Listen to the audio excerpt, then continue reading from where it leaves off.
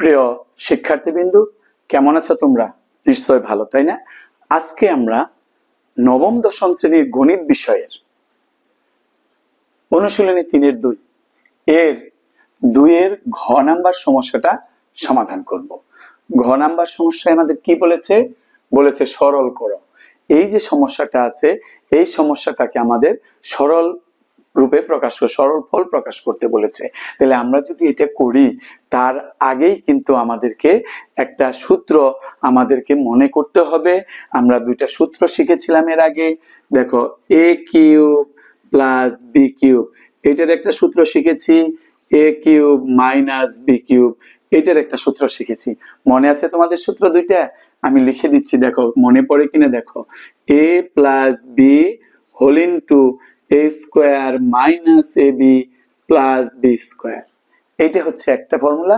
আর যখন মাইনাস হবে তখন a minus B whole into A square plus A B plus B square, এইটা একটা ফর্মুলা। এই যে দুইটা ফর্মুলা আমার আছে, এই দুইটা ফর্মুলা মনে পড়েছে নিশ্চয়। এই যে a cube plus B cube, এই দুইটা রাশির ঘনের সূত্র, ঘনের সমষ্টি। দুইটা রাশির ঘনের সমষ্টি, সমষ্টির ঘন না, কিন্তু দুইটা রাশি ঘন করব a cube plus B cube. এই দুইটা রাশি ঘন করার পরে তার যোগ করব, এটা হলো ঘনের সমষ্টি। আর এটা হচ্ছে দুইটা রাশির ঘনের অন্তরফল। তাহলে এই যে দুইটা রাশির ঘনের সমষ্টি, এটা হবে কি a plus B whole into A square minus A B plus B square. আর যখন অন্তর বের করবো তখন a minus B whole into A square plus A B plus B square. এই যে দুইটা সূত্র আমাদের আছে, এই সূত্র দুইটা যে কোনো একটা ব্যবহার করে এখানে করতে পারবো। কারণ খেয়াল করে দেখো, এই সূত্রের সাহায্যে হয়তো একটু মিল আছে। তাহলে আমরা সমস্যার সমাধানটা শুরু করি।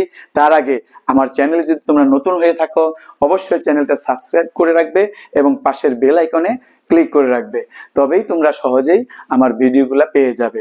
তো আমরা শুরু করি। প্রথমে যখন শুরু করব, আমরা সমাধান শুরু করলে কিন্তু এটা তো আমাদের প্রশ্ন, তাহলে অবশ্যই আমার প্রশ্নটা উঠিয়ে তারপর শুরু করতে হবে।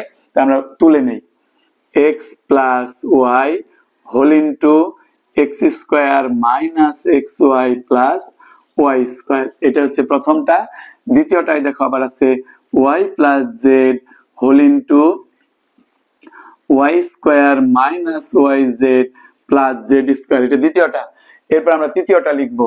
তৃতীয়টা কি আছে? Plus Z plus X whole into Z square minus Z X plus X square.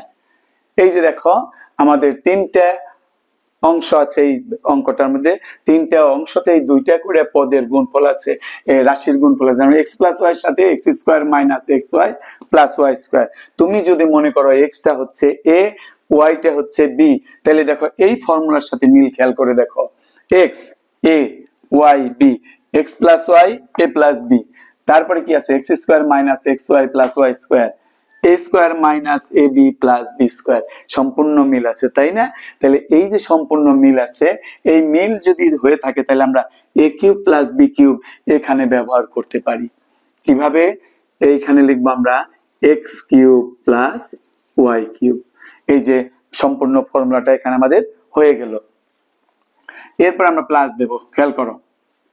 এর পরেরটায় দেখো y plus Z Y square minus Y Z plus Z square, same জিনিস। a plus B whole into A square minus A B plus B square.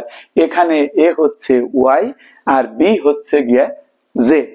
তাহলে y plus Z whole into Y square minus Y Z plus Z square, এইটা এই সূত্রের সাথে তুলনা করলে এখানে হবে ওয়াই কিউব আর কি হবে? Plus Z cube. তখন আমি লিখবো এখানে Y cube plus Z cube. তারপরে চলে যাও তৃতীয় অংশে।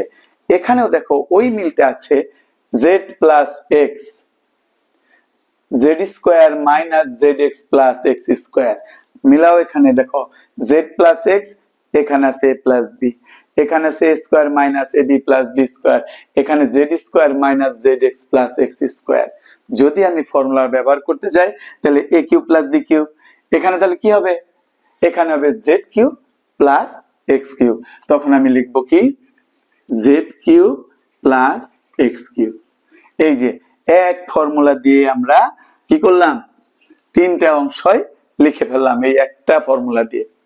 ঠিক আছে, এইবার চলে আসো, এখানে কিন্তু সামান্য কিছু কাজ আছে, সব যোগ করতে হবে।